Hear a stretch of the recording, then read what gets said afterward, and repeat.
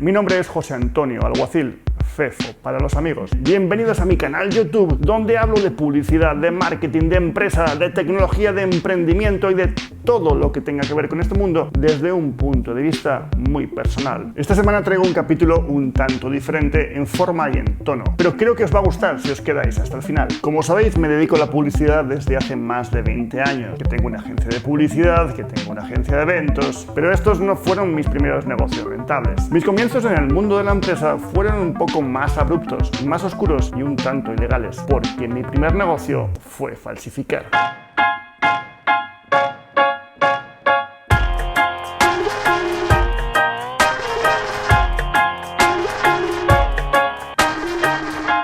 Quiero matizar que cuando ocurrió todo esto yo tenía 16 años. Lo segundo es que mi intención no fue hacer algo ilegal, más bien sobrevivir a un sistema educativo que era completamente nocivo para cualquier alumno que se saliese de la norma. Lo tercero es que mi negocio de falsificación era en realidad la copia de las calificaciones del instituto. Vamos, nada grave, pero creo que vale la pena contar la historia. No para que se repita, sino porque me parece muy interesante compartir todo lo que aprendí de ello. Antes de nada, pongamos la historia en su contexto. Yo era un chico de 16 años con dislexia profunda que afectaban tanto a la manera de procesar la información como el acceso y al uso del léxico. Esto es algo que incluso hoy me hace tener muchísimos problemas, confundiendo palabras, cometiendo errores visuales, e incluso a la hora de leer y escribir, entender los contextos y el mundo en general. Si a esto le sumamos un sistema educativo basado en que los niños memoricen todo para luego evaluarte en función de tu capacidad de reproducción de esa información que se supone que has memorizado cuando no tenías tiempo libre, no tengo nada en contra de la repetición, pero personalmente no puedo repetir nada que no comprenda previamente. Y si no comprendía nada en el colegio, no lo iba a comprender en casa, y si no lo comprendía en casa, era imposible de reproducir en el colegio. Suspendía todo. Y no por falta de capacidad. El mensaje que lanza este tipo de educación a cualquier persona que sea un poquito diferente es que no vale. Y si con 16 te dicen que no vales y a la hora de evaluarte te lo confirman, te han jodido la vida. Todo esto sumado a un desinterés voluntario por algo que me excluía, me hizo repetir curso en varias ocasiones. Y ahí estaba yo, 16 años, el chico más viejo de la clase, el más tonto, suspendiendo una y otra vez. Un día mi padre apareció en casa con algo increíble debajo del brazo. Un Power Macintosh, el icónico ordenador de los 90. Mi padre trabajaba en publicidad, no tenía ni idea de ordenadores, pero sabía que era muy importante ser competitivo y estar formado en el mundo digital y en el mundo del diseño. Su regalo tenía dos mensajes. Uno, aprende a utilizar esta cosa. Dos, haz algo creativo con ella. El Power Macintosh era un ordenador magnífico, pero con las limitaciones de la época. No había internet, no había juegos, y los pocos programas que tenía el Mac no eran compatibles con los PCs de mis amigos. Eso sí, tenía pantalla color, sonido, un escáner, una impresora de blanco y negro y algunos programas muy interesantes. Entre ellos el Aldus Freehand, que era el precursor del Illustrator, pero 20 años antes. También tenía el Photoshop, supongo que sería la versión 2.0 o la 3.0. Son evidentes las carencias que pueden tener estos ordenadores comparados con los de ahora. Si lo ponemos en contexto, era una joya. Era algo completamente inaccesible para todo el mundo y muy difícil de conseguir incluso para las agencias de publicidad. La oportunidad que me dio mi padre fue inmensa. Imaginaos un chico de 16 años en aquella época con un acceso ilimitado a aquellas máquinas. Me volví completamente loco. Hice de todo, dibujos con vectores, dibujos a mano, retoques fotográficos. Me dedicaba a copiar cualquier cosa que me gustase de diseño. De hecho, me empecé a comprar muchas revistas de diseño para intentar replicar todos aquellos trabajos. El diseño se convirtió en mi gran pasión por la capacidad de expresión que me daban todas aquellas nuevas herramientas. A pesar de no recibir ningún tipo de clase formal sobre el tema, practiqué tanto que llegué a dominar muy bien y con cierta soltura la gran mayoría de herramientas. Y la verdad, me lo pasaba genial, el tiempo se esfumaba. Aquel ordenador me abrió la puerta a un mundo lleno de posibilidades.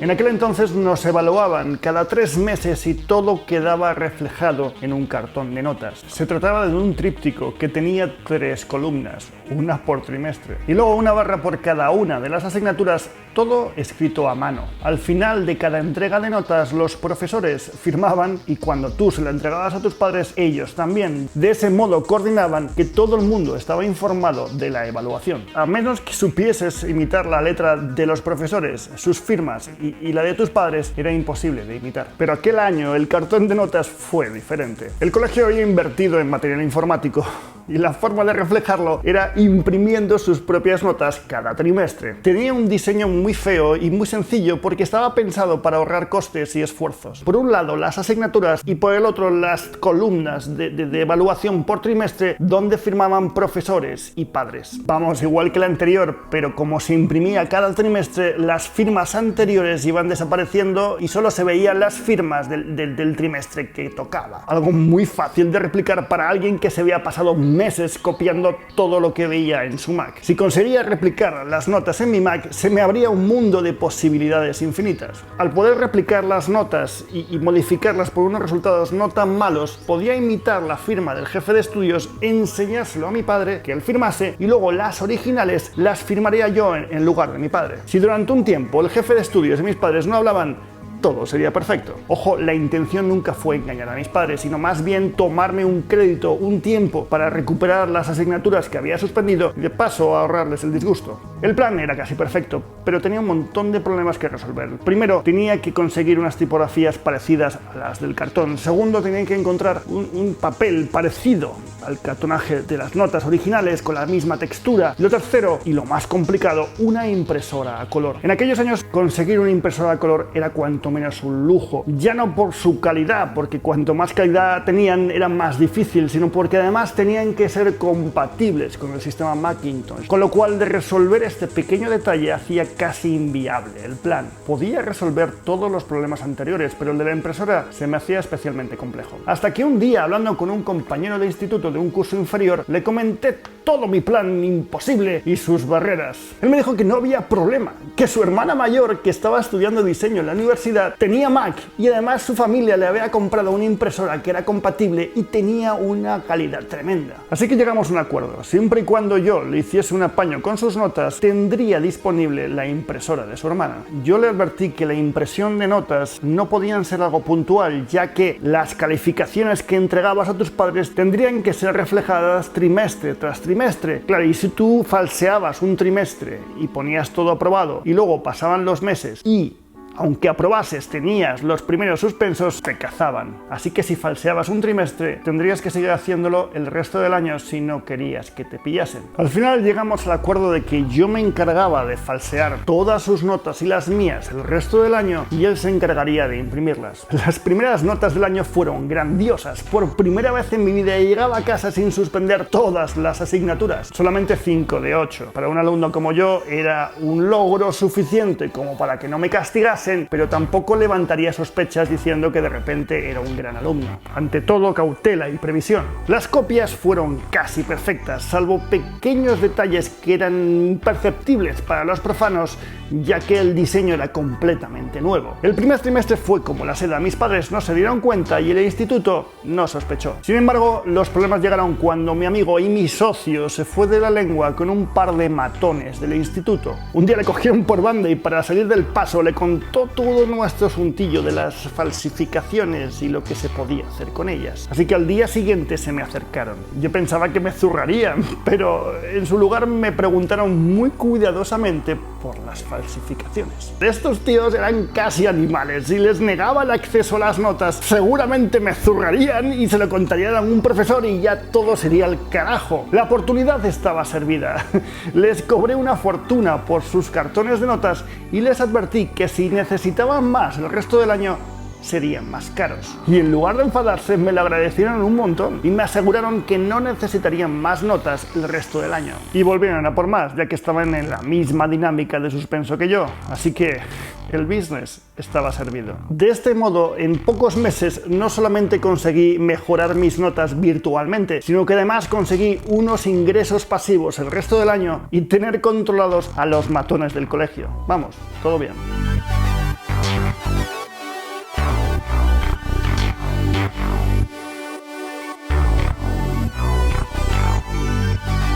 todo parecía bajo control, pero como siempre pasa cuando evitas un problema, este se hace mucho más grande. Pasó el tiempo y ahí estaba yo, acumulando suspenso tras suspenso, sin que nadie lo supiese y en silencio. Mis padres pensaban que las recuperaciones de septiembre solamente me habían quedado algunos parciales por recuperar, cuando en realidad tenía que recuperar 8 asignaturas completas. 8. Todo un infierno, os lo juro. La idea de falsificar las notas y ganar tiempo para recuperarlas se convirtió en una trampa mortal para no afrontar dichas asignaturas y estudiarlas a su tiempo. Y claro, estas asignaturas se hacen más complejas según pasa el año. Si no has aprobado el tercer trimestre, el tercero es mucho más complejo. Todo se iría al traste. Si no aprobaba todas las asignaturas, no pasaría de curso y mi vida se complicaría un poquito más. Recuerdo aquel verano. Y lo recuerdo porque trabajé más que en toda mi vida, porque estudié con mucho miedo, angustia, desánimo y mucha culpa. Quizás si mis padres supiesen la verdad, hubiesen sido más comprensivos con las asignaturas suspendidas y a lo mejor aquel verano hubiese tenido un poquito de ayuda al estudiar. Y además, si repetía curso, lo más probable es que mis padres hablaran con los profesores. En ese momento, ambos se darían cuenta del engaño y lo más probable es que me expulsasen del instituto. Lo que parecía una salida ingeniosa a un problema se convirtió en una bola de nieve que no supe parar. Los últimos días de agosto fueron especialmente duros. Mientras todo el mundo estaba preparando lo que iba a hacer el año siguiente, yo no sabía si iba a repetir curso. Y conociendo mi trayectoria, la cosa pintaba muy mal. Unos meses que recuerdo con angustia y mucha pena, pero al final hice los exámenes de septiembre. Como siempre pasa cuando te juegas mucho, estaba lleno de miedos. Tenía que sacar adelante todas las asignaturas del año en tan solo unos meses y sin ayuda. Algo completamente imposible. Pasaron los días hasta que llegaron los resultados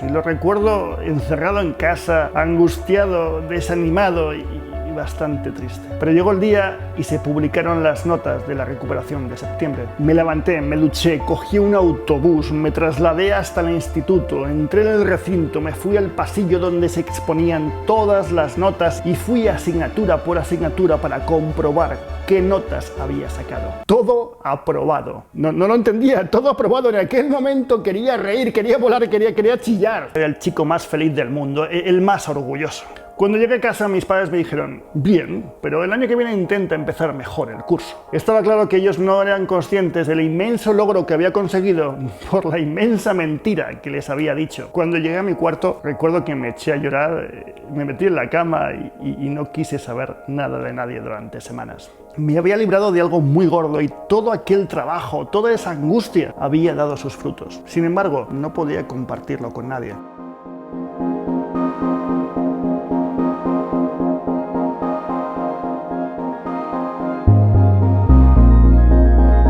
Pasé de curso y vuelta a empezar. Eso sí, decidí hacerlo limpiamente y sin ayuda. Por supuesto, cerré mi negocio de falsificación. No quería saber nada de todo aquello. Se había corrido la voz y ya tenía pedidos para todo el año. Así que devolví el dinero a todo el mundo y destruí el archivo. Hoy día bromeo con mis padres sobre esta anécdota, pero en realidad, más allá de la historia y de las emociones que me provocó, aprendí un montón de cosas de toda esta experiencia. Aprendí que no puedes vender nada que no sea importante para ti, que la escasez es un gran valor. Aprendí que hay algo mejor que un cliente y es un cliente fidelizado, y para ello tienes que aportar un gran valor y hacerte necesario. Aprendí que cuando tienes el control de un mercado, hasta la gente más complicada está en tus manos. Aprendí que toda ley siempre tiene su trampa, que por lo general la gente se fija más en lo que pareces que en lo que haces. Aprendí mucho de gramaje, de matices, de colores, de tipografía, de texturas, matices que pueden marcar la diferencia entre una realidad y otra.